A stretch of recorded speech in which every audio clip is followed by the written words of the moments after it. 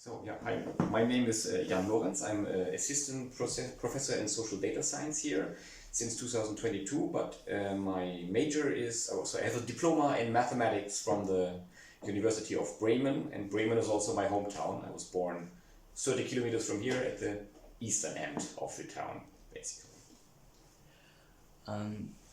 Currently, what is your research in, and it's the short summary of it?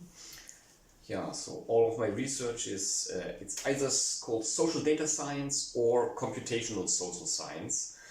And what this is about, it's often about phenomena like polarization, political polarization, social segregation or spatial segregation.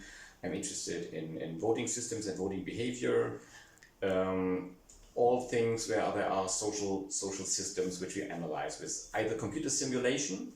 This is one main topic, or with kind of innovative data analysis, I would say. What do you like about the research? What I like most is discover new things very broadly. So with data, it means I like to visualize things. I like to measure complex phenomena like segregation or polarization in new ways and think about how we can measure them differently, how we can visualize them.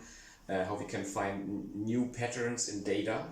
This is the one thing, and the other thing is in computer simulation I really like to formalize a social system, so our society in a sense, and put it in the computer and let's see what happens, what interesting things happen. So that's basically, and then I like to discover new social mechanisms or hidden social mechanisms.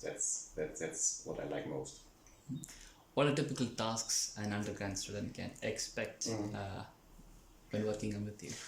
Yeah, so I think there are not so many super routine tasks I can give out, but I think ideally is when a student comes with a project with some kind of interdisciplinary interest and wants to do, has a specific idea which fits to the things I'm doing, or actually I should put up a list with things I think could be studied and could be in a small project or a small task. Maybe sometimes I may have some task, something like doing a particular interactive visualization when there's a student likes programming or visualizing that like that. There could be some tasks like this, but usually it's something like kind of small projects. And then can be focused to mostly the coding or mostly the visualization or mostly this, but usually it's probably a best small project. Mm-hmm. How would you prefer to be contacted by an undergrad student? Yeah, that's email. Email. And of course, of course, always good when you have some clear interest. That's always helpful, of course. Are there any requirements you expect from students approaching you? About the requirements. So actually, I'm quite interdisciplinary. So I will think there are many majors I could work with: mathematics, computer science, physics, but also economics, or social science, or political science, or psychology. So I think I can work with all of these. But all the research I'm doing requires either some data science skills, so data wrangling, data visualization, and these things. I do R, but if students do the same in Python, that's fine.